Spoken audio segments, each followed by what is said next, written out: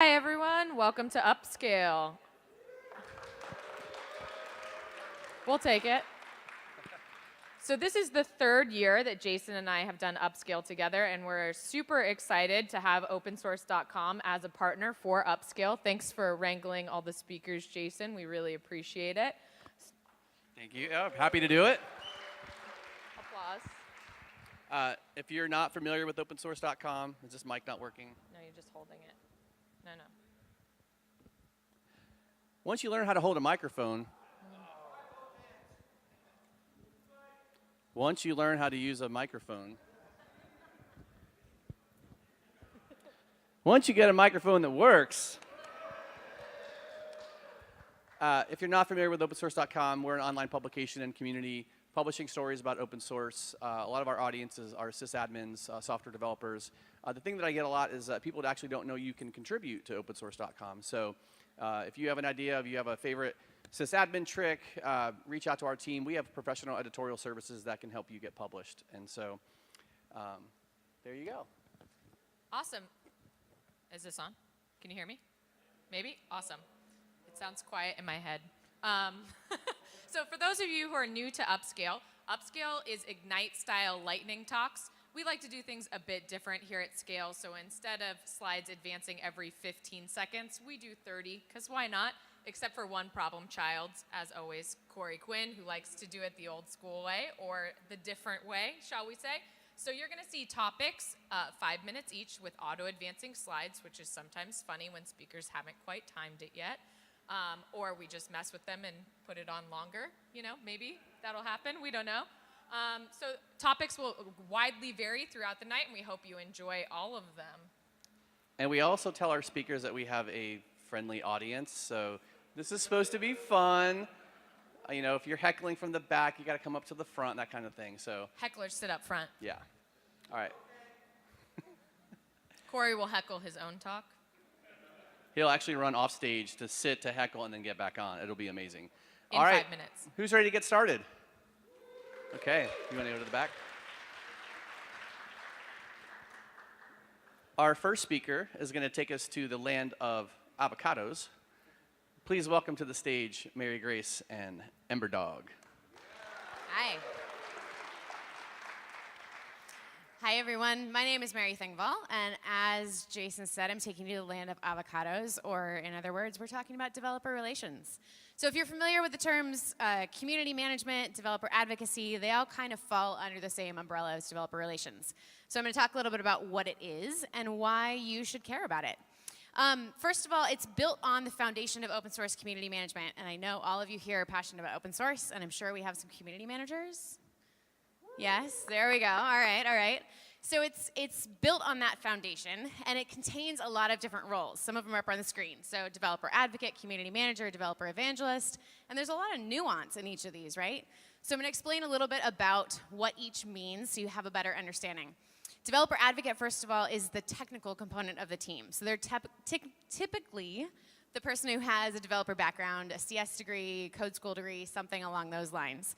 They do a lot of live coding, a lot of demos, a lot of technical deep dives with documentation, helping their community members understand the technology. Then you've got technical community managers who may or may not have a developer background, but they're definitely tech savvy. They're really good at sussing out what the problems are that people need to have solved, how to communicate that back internally to their company and their coworkers so that they better understand the problems. There's also what I like to call technical ambassador, or some people call it a developer evangelist, who helps people understand how that product fits within the greater landscape of the overall tech industry. And all of these roles, and a couple of others that some other teams include, help push forward one goal of enabling our technical audience to be the best that they can possibly be at their job. And this is a hugely important role because it connects the community with the company, and it helps people better influence the decisions that we're making internally. And with the right manager who has a business value of developer relations and understands that value that we can contribute, we're able to really provide that value back to our community members. This is where the mantra of developer relations that I use all the time comes into play. So to the community, I represent the company. To the company, I represent the community. And I have the best interests of both in mind at all times. And it's a difficult balance to keep because you're constantly going back between the community and the company and making sure that you understand both sides. But when we do understand both values, we can provide relevant content to our community members, and we can also provide valuable feedback internally to the company to help the community better do their jobs. The important thing about this is that we understand that when the community succeeds, the company succeeds. But when the company sets the community up for failure, especially when it's an open source product that needs that contribution from the community, there's no coming back from that mistake. So we're kind of the liaisons, the jugglers, the teachers, the journalists. We're the connecting bits between these two. And we understand the landscape of both the community that we're following as well as the company that we're working with. So we can make these introductions community member to community member or community member to coworker to provide value on both sides of the spectrum.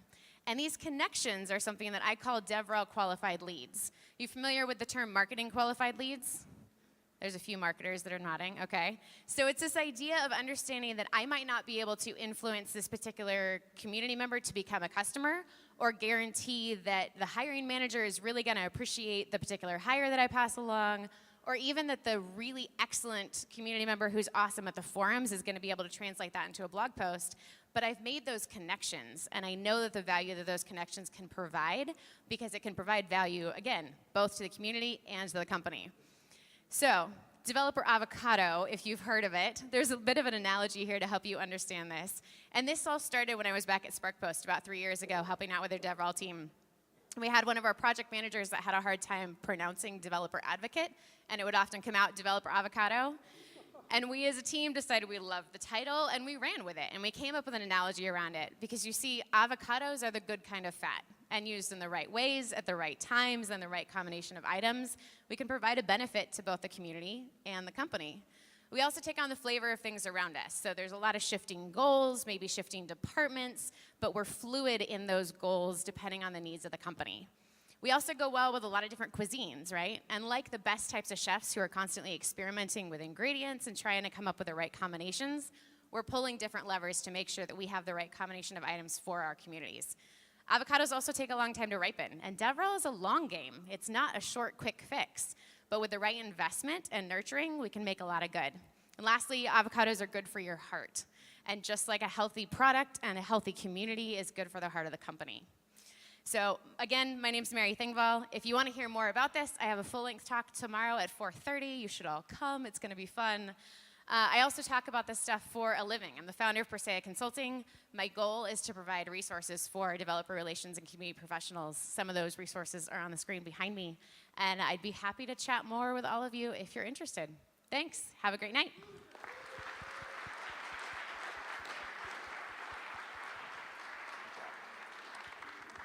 Thank you, Mary. I haven't had dinner yet, so now I'm a little hungry. Our next speaker, apparently there's this thing with tubes and wires thing called the internet, and apparently it's not very safe. Our next speaker is going to tell you about that. Please welcome to the stage Nathan Handler.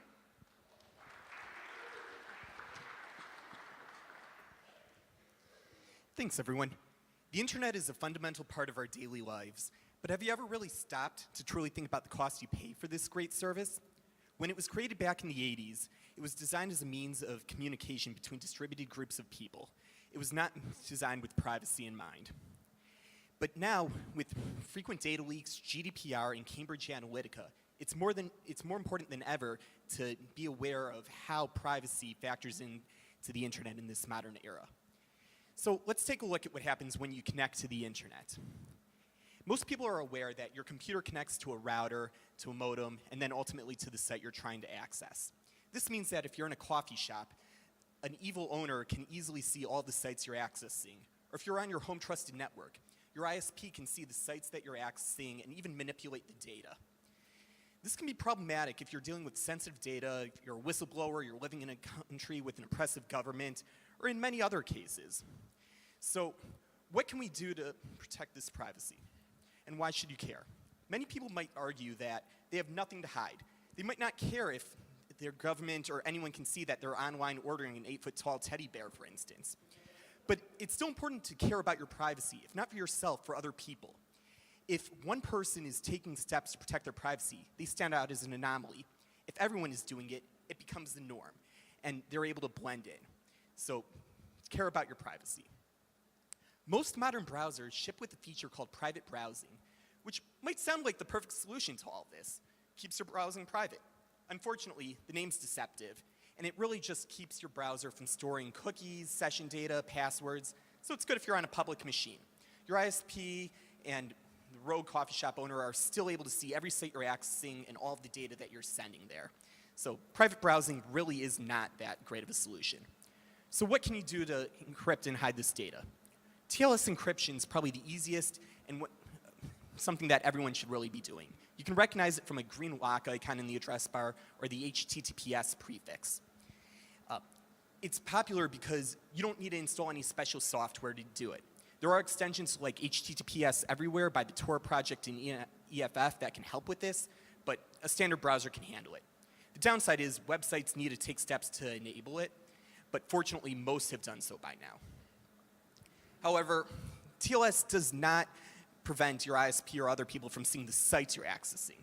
For that, you'll want to take other steps. So if you go to your favorite search engine, Bing will happily show you that there are many proxies and VPNs that you can use. These will add a server in the middle so that your ISP will think you're connecting to that server instead of the actual website.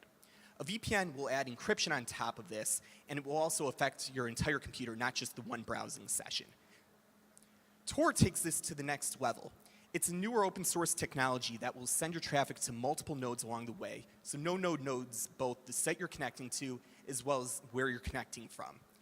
The nodes are located all over the world, and it has the downside of adding some extra latency to the connection. Using Tor also requires some specialized software, so there's a bit of a hurdle there. But Tor and TLS is a great way to protect your privacy in the modern web. One of the downsides, I mentioned HTTPS Everywhere as a browser extension. There are lots of plugins for browsers and websites that add extra functionality. And these can be great, but they can also be an easy way to steal your data and send it to some third-party malicious attacker who just wants to sell it. So it's really important to closely audit any extensions and plugins that you're using and disable the ones that you really don't need. Even once you get to the website in question, there are lots of other risks. A lot of sites will try and track you. This can be done by forcing you to log in to get through a paywall. It can also be done through JavaScript or tracking pixels that try and track your activity across many different sites. And these can be really difficult to deal with. Disabling JavaScript, using a one-time disposable email address to sign up, or sending the do not track header can help alleviate some of these risks and make it so you can browse relatively anonymously without being tracked from site to site. So I've talked a lot about problems, but what would an ideal solution look like? It's important that it's distributed and decentralized. It needs to be open sourced so it can be properly audited. It needs to be impossible to censor, even by a government entity, and it has to be able to scale and have the proper usage incentives to really grow naturally.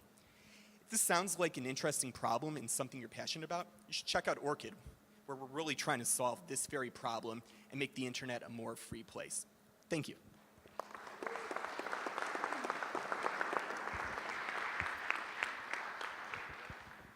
Thank you, Nathan. Our next speaker is going to give us some information about infrastructure security. Please welcome to the UpSCALE stage, Mandy Walls. You got this. Okay. Hello. My name is Mandy Walls. I am the technical community manager at Chef. I've never been to Scale before. This is my first one. So the last couple of years I've been living abroad, so this is like my first event back in the US, so y'all talk funny, right? You can find me on social media. I'm at LNXCHK. On Twitter, it's largely politics and Pokemon, and Instagram's like bridges and clouds, right? But not like computer clouds, like the ones in the sky. So I'm going to talk about InSpec. This is the 5-minute version of this. I have another version of it tomorrow afternoon. So what is InSpec? InSpec is a testing language that we strive to encode security requirements in human-readable language and give various stakeholders the things that they need. So you think about the people that are responsible for maybe your compliance and your audits and those sorts of things, they have different expectations from the security guys that sit down the hall from you and your sysadmins or your SREs or your DevOps that are actually on the machines doing stuff. So why do we need something like this? What are we doing? Software is basically everywhere. It's in your pocket, it's on your router or whatever else. And so are bugs and insecure configurations. So security problems are not always like razor and blade hacking your Gibson. There's a lot of stuff that's really just down to mundane details. Bad initial configurations, bad default passwords, these sorts of things that are not particularly exciting, but can be incredibly expensive. So in the US, you've got HIPAA violations and things like that that cost a lot of money if you screw things up. So some things that InSpec can help you do. You can tackle these large profiles. Does anybody work with the CIS profiles? So 836 pages of PDF, and you have to distill that down to the things that are important to you. The thing that's on the right is the CIS description for these 3 lines of code at the bottom, right? So you can take all of that stuff and put it in a place where it makes sense and you can access it more often. Something else we can do with InSpec is share this stuff with everyone. An 836-page PDF file is kind of hard to share with everybody and get a good discussion about it. But when I put my code, my 3 lines of code each place, into GitHub or somewhere else, then I can share that with my dev teams. I can share that with my security folks down the hall. I can share it with my auditor, and I can put descriptions in it so they'll actually understand all the things that they might not be expecting. That gives us the idea of what we're calling security as code. I've got it in GitHub, it's in my repo, living along with my other profiles, maybe my Terraform stuff, the other things that I'm using to build my infrastructure. I can plug it into my build system so that as I pass my code through acceptance testing, it goes out into the next level and I run my security profile against it and say, oh, I didn't screw anything up this time. I didn't add any weird users. I didn't open any ports that I wasn't supposed to open. So I make this part of my security and operating system life cycles. Weird things happen when you are doing your security sort of out of band or not as part of your regular life cycle. This particular Honda one was interesting because they took part of this factory offline because they re-imaged some software that they hadn't patched the image initially, right? So they patched everything that had been running at the time, but didn't patch their image and then built new machines. So we want to have these security profiles and things that are easy to use that you can plug into your entire lifecycle. You can also add your own resources. This is where programming comes in, programming. And basically, InSpec has under the hood a whole lot of Ruby. So you can write Ruby classes to help you think about and access your own software. There's a lot of stuff built in, like all your regular characteristics of your system are already there. But if you've got specific stuff that you've built or some enterprise software that we maybe haven't thought about yet, you can actually put all that stuff in there and test it. So where can you get this? Right now it lives at inspec.io, and we've got built executables. It comes as a Ruby gem if you're into Ruby gems. There's homebrew stuff so you can run it on your Macintosh. That is a couple of ways to run it, so I can run it on my machine against a foreign target. I can actually then install an agent on those targets if I want to run it that way. It's also part of our Chef DK, which is a larger package of tools that all work together. That's at downloads.chef.io, so whatever your preference is. And how can you learn more? Besides coming to my talk tomorrow, all of you, you can join us on our Slack channel. You can check out our websites. There's a lot of sample code at dev-sec.io. That's the InSpec community's GitHub repository. They have taken a lot of sort of baseline profiles there, and there's a whole lot of stuff that'll help you get started. So there's a lot of things there. So make sure you start on GitHub, be our best friends, and hopefully we'll see you tomorrow. Perfect timing. Well timed. Thank you. All right. Has anyone heard of a technology called Kubernetes? Okay, just checking. Our next speaker is going to talk to us a little bit about Kubernetes controllers, maybe. Please welcome to the UpSCALE stage, Chris McHenry. Good evening, UpSCALE. So, the etcd-controller, as I'm going to call it, is a distributed control plane for managing etcd. Just to get into a few questions you may have already, yes, this is working code. Yes, this is available. GitHub link at the end. Sure, it's a bit of a pitch. Yeah. No, I'm not going to debate the difference between operator and controllers. No, whataboutism is not a question. Yes, I can justify my pet project just as well as you can justify your pet project. But first, we should talk about what etcd is. According to the website, etcd is a distributed value key store that provides a reliable way to store data across a cluster of machines. It's open source and available on GitHub. etcd gracefully handles leader elections during network partitions, tolerate machine failure, including the leader. Communication happens over Raft, consensus, yada, yada, yada, yada. What they won't tell you is that the membership of etcd is expected to be handled outside of etcd. So how do you do this? There's a couple ways. You can do it manually if you want. That's how a lot of people do it. You can run etcd-admin from Plan 9. It wraps systemd startup of etcd, and incantations are abstracted away, simplifying them out. Or you can run the etcd operator, which is cool. It's software that's able to run in conjunction with the Kubernetes API to administer etcd clusters. You say, I want one, it gives you one. Kind of nice. And what's even best about etcd is that the Kubernetes control plane runs on etcd. The Kubernetes data store runs on etcd. So if you want to run etcd, just run Kubernetes so you can run etcd. We've just walked into a recursive problem. You know, you can build one cluster, your chicken cluster or your egg cluster, depending on where you start, to run your etcd operator so you can run your actual chicken cluster. So how do we get around this? Well, look at the etcd operator. It tells the Kubernetes API server to create the containers and administers them from there. It does this from outside the containers. The key to the Nontroller is that we want to move that intelligence from the operator outside of that into something that's coupled directly with your etcd instances. Okay?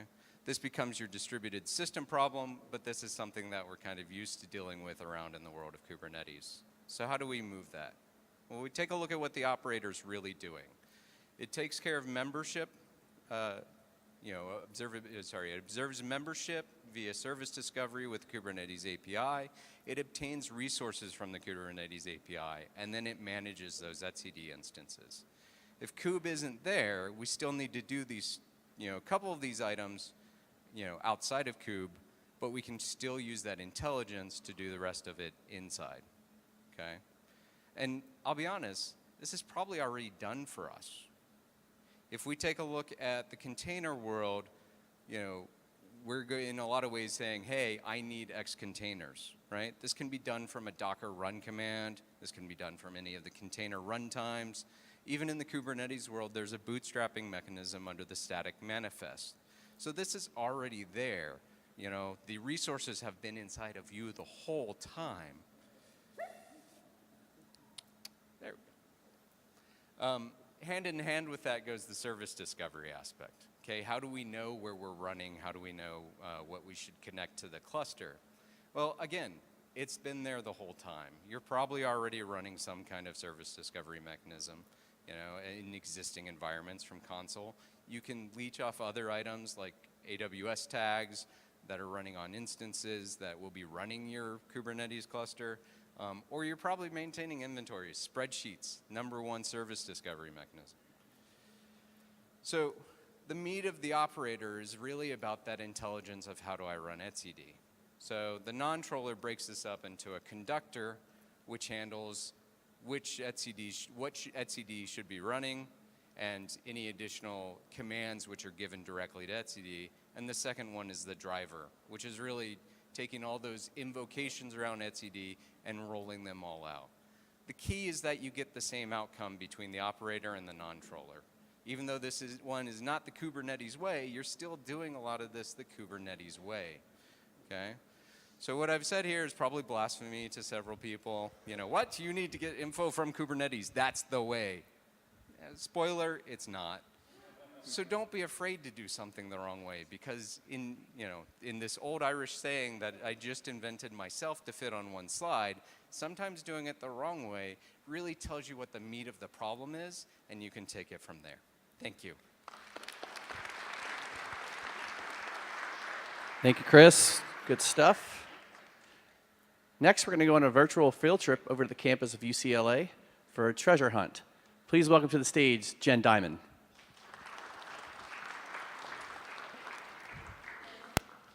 Hi, my name's Jen Diamond, and as of August, I'm a developer at the UCLA library. Woo!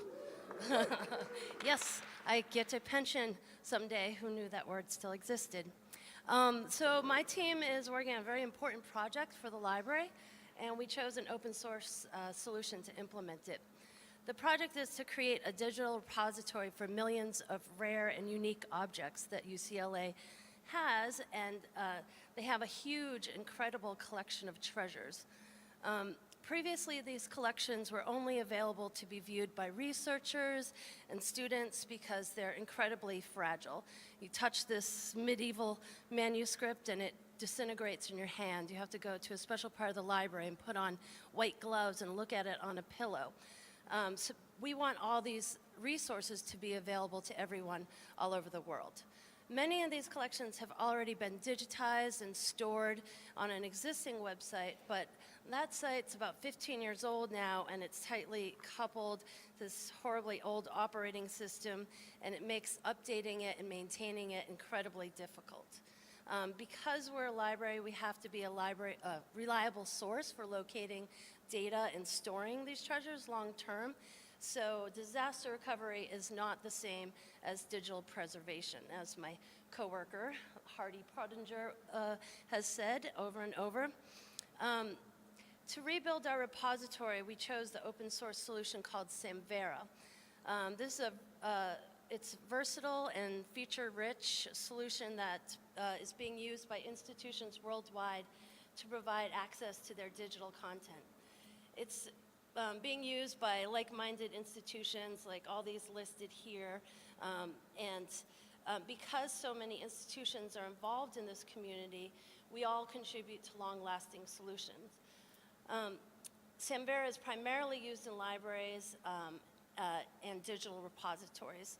It allows storage of any type of digital files for the purposes of access and archiving, and it's suited to both large and small collections. Our collection's quite large. So the stack, slide please. So our stack of our project is based around 4 major components. The Fedora repository software, which provides a robust and durable repository layer for persisting and managing digital objects. Solar Index, which provides screaming fast searches. It's what Elasticsearch runs on, I believe, and it's also open source. And IIIF provides access to high-quality image resources. When you go to the show page, you can get a huge image of these ancient artifacts and zoom in onto like the button that someone is wearing in 1920 and see that it's a tiny bird. Blacklight provides faceting, searching, browsing, and tailored views. And it's a Ruby on Rails engine, so we have entered into a modern phase at the library. The library is also starting to use Agile for the first time, which is kind of propelling our project forward faster than any other project that the library's had previously. And we're lucky to be working with a consulting company called DCE, Digital Curation Experts. Some of their developers were even responsible for writing Samvera and Blacklight from scratch. So we get to leverage their expertise in a very direct way. So this project is about bringing the treasures that UCLA Library possesses out in the world for anyone to discover and create with. Lisa McCauley, the woman who I work with and is the lead of this project, is an incredible woman, and she is just projecting this project forward very quickly. Our motto is higher education is a nonprofit organization working to improve our society through teaching people skills and knowledge, but most importantly, teaching people how to learn. End of presentation. Thank you.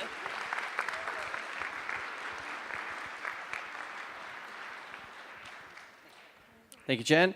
Our next speaker is no stranger to the UpSCALE stage. We're going to go to the clouds and learn about how it's all a scam. Please welcome to the UpSCALE stage, Corey Quinn. This is less of a talk than it is an apology. I write Last Week in AWS, and I host the Screaming in the Cloud podcast, and I inadvertently have spent the last 3 years misleading you all. I've been a staunch advocate for cloud. I now know that this was wrong, and I wish to apologize unreservedly. It doesn't matter which vendor, Google, Amazon, Microsoft, Oracle. It's all the same. It is expensive, and you deal with lock-in. It's not acceptable. So instead, I'm going to handle it differently. What you may not be aware of is I have a side project called Twitter for Pets. It's the leading social network for pets. It's like regular Twitter, only 80 times less racist. They're good dogs. And we are not going to do it on cloud. We're going to build our own data center. We hop in the Twitter for Pets corporate jet with the pets, and we fly to a different city. We don't put our data center in the same city because of DR concerns, and real estate in San Francisco is expensive. We're based there because that's where the good developers live. Our first data center we tour has a super nice security guard. He lets us in and doesn't need to see our ID. That's an instant fail because we have auditors. We manage both medical and financial data for the pets. It's a hard fail. The second data center, we look at our one-line diagram. It's an electrical graph of everything in the system. They show 4 transformers. We walk through 2 pads, 2 transformers. It's aspirational. It's a joke. It's a one-liner diagram. We visit the third data center. Things seem mostly fine. We shake hands. We sign a 3-year contract. Everything gets done. We can start moving in only 4 short months. We start buying servers from Dell. It turns out that when we wind up placing orders, we have to schedule it carefully. If it goes too soon, we pay extra storage charges. If they don't know it's coming, they wind up leaving them out in the rain. Because Dell screws it up, we get both. They leave it in the rain and charge us for it. We smile, we sigh, life goes on. We unpack some boxes. There's no fiber. We don't need a GBIC. Cisco screwed it up. They sent us the fiber version instead of the copper version. We open a support case. It only takes 4 short hours. We then wind up building out our data center cage. We check it end to end. It contains no children. This is apparently a hard thing to do. This does render us ineligible for some government contracts, but that's okay. Unlike many tech companies we will not name, Twitter for Pets has standards. It turns out we were wrong. There is, in fact, fiber there. Okay, we're going to need that GBIC. That's a bit of a problem. Fortunately, that product case is still pending. We can swap it out. It's annoying. Life goes on. These are rack nuts. This is why everyone bleeds while building data centers. They tear your hands to hell. Your eyes do not deceive you. There are 4 different sizes. No, they are not compatible. Yes, we buy 4 different kinds because whatever we get, we know we're going to be wrong. We rack a bunch of servers. 11 are perfect. The 12th does not. We begin diagnosing. Because we are adults and professionals, it only takes us 4 short hours to figure out the problem. The problem, as it turns out, is a failed cable. This happens from time to time. We always have a cable tester for that exact reason. We also bring in the world's best firewall. We cut the cable when we throw it away. Why do we cut the cable before putting it in the trash? Terrific question. I'd like to introduce you to someone. His name is Dewey. Dewey has a job. That job is called Remote Hands. He works for the data center and charges $75 an hour to do simple tasks. For $125, there's a Smart Hands option, which really says insulting things about Dewey. But he's a trooper. He lets it slide. 2 o'clock in the morning in the hotel, we get a phone call. That's right, Nagios. It's the original Call of Duty. We rush back to the data center. What happened? Well, it's pretty obvious once we get there. We go back and take a look at the networking side of things. Remember that fiber? Yeah, it's loose for a reason. It turns out that one of the Remote Hands people decided to tighten it for us so it wouldn't get caught on anything. Tighten fiber, it breaks. It breaks, it doesn't pass light. TCP now terminates on the floor. It's a problem. We believe strongly in the culture of a blameless post-mortem. We conduct a root cause analysis and blamelessly determine the root cause is Dewey.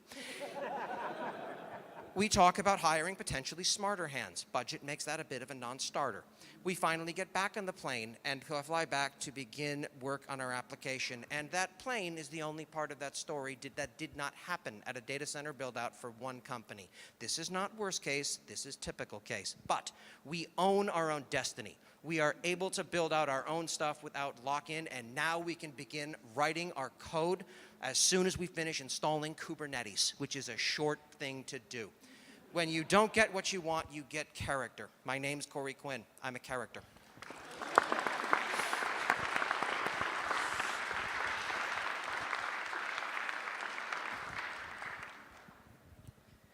All right, how did everyone do? What do we think?